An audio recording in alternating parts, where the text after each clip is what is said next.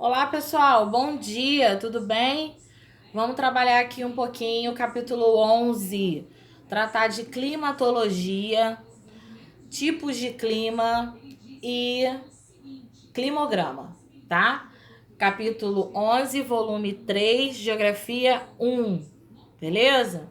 Antes de nós iniciarmos o nosso bate-papo, vamos relembrar aqui um pouquinho como acontece a influência das massas de ar na classificação climática do Brasil. As massas de ar, fundamentalmente, ajudam a explicar a dinâmica do clima no Brasil e sofrem grande influência do Oceano Atlântico, tá? O que vai proporcionar essa movimentação climática dentro do território. E elas podem se classificar em 5 tipos, que é massa tropical atlântica, massa equatorial atlântica, massa polar atlântica, massa tropical continental e massa equatorial continental, beleza? Nesse processo aí, nós vamos entrar na classificação climática do Brasil, tá? A maior parte do extenso território brasileiro fica em áreas de baixas latitudes, entre o Equador e o Trópico de Capricórnio. E também contribuindo para isso, a inexistência de altas cadeias de montanhas fazem com que o Brasil tenha como característica os climas quentes, como equatorial e tropical, tá? Já dando um panorama de características gerais, nós vamos classificar agora esses tipos de clima, né? O primeiro deles é o clima equatorial úmido, que abrange maior parte da Amazônia, tá? Sofre influências de temperatura elevada, chuvas abundantes, porém bem distribuídas e durante o ano todo, tá?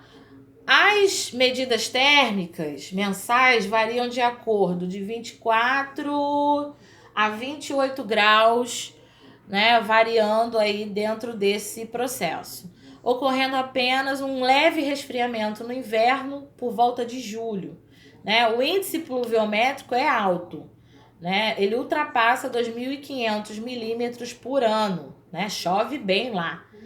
E a amplitude térmica anual é baixa, ela é inferior a 3 graus, tá? A massa que atua na região é a massa equatorial continental, beleza?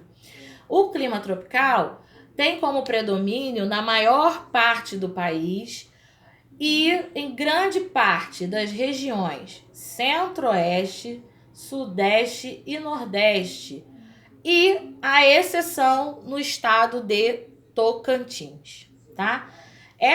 Esse clima tropical é caracterizado por temperaturas altas, né, em média 20 graus, e apresenta uma estação seca no inverno e outra chuvosa no verão.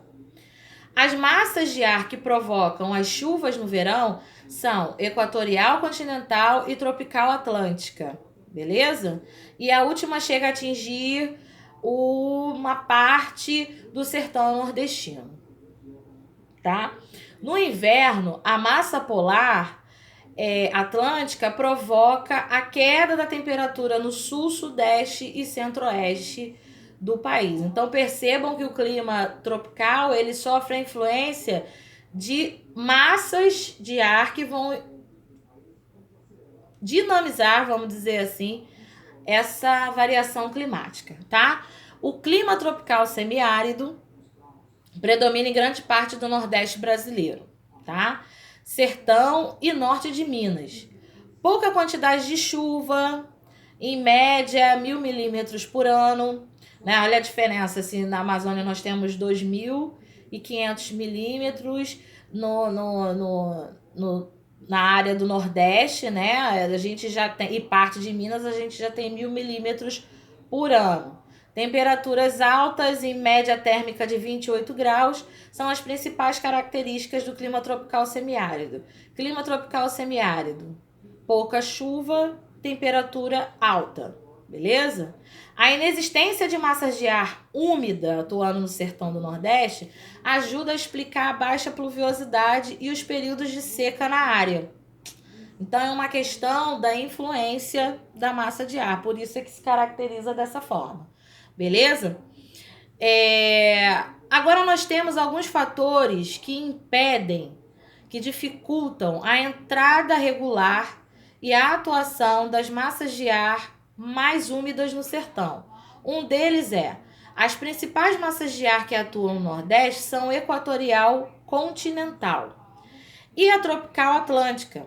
A massa equatorial atlântica e a polar atlântica também podem chegar até essa região, tá?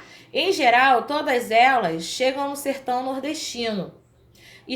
Já estão secas, tendo percorrido longas distâncias e precipitação, sua umidade e topografia acidentada, ela já chegou lá sequinha, tá? Essa umidade já chega mais baixa e aí não favorece a questão da chuva, beleza? Nos anos de predominância do El Niño, o aumento da temperatura no Pacífico Sul enfraquece os ventos alísios. As massas de ar aquecida formam barreiras que impedem o deslocamento normal das frentes frias, carregadas de umidade que provocam as secas no Nordeste, tá? Por isso que o índice pluviométrico nessas áreas do Nordeste é mais baixo, beleza? A diferença de temperatura entre as águas superficiais do Atlântico do Sul, né, que são mais frias, e as do Atlântico Norte, que são as mais quentes, dão origem a um fenômeno conhecido como dípolo negativo e o deslocamento de uma convergência intertropical para o hemisfério norte em épocas previstas para a predominância no hemisfério sul. Favorecem a ocorrência de anos secos no Nordeste. Beleza, então a gente tem aí 3 fatores que impedem a chegada das massas de ar úmida para que favoreça o índice pluviométrico, né? E impedem e tornam a área um tanto quanto mais seca, né? Por isso que as chuvas não conseguem chegar até lá. Aí vamos falar agora também do clima litorâneo úmido, que se estende pela faixa litorânea do Nordeste ao Sudeste, com grande influência na massa tropical atlântica. Apresentando elevadas médias térmicas e alta pluviosidade. O clima litorâneo úmido está sujeito a umidade de massa tropical e ao encontro dessa massa com o relevo acidentado. A gente tem Serra do Mar e a Serra da Mantiqueira, Chapada do Borborema, que vão provocar chuvas de relevo, tá? No outono e no inverno, o encontro da massa de ar polar atlântica com massa tropical atlântica provoca chuvas frontais. Então, dentro desse clima litoral úmido, a gente tem 2 tipos de encontro pluviométrico. O primeiro deles é a chuva de relevo, tá? E o segundo são as chuvas frontais, que nós já vimos no capítulo anterior a questão de cada uma delas. O litoral de Bertioga, em São Paulo, em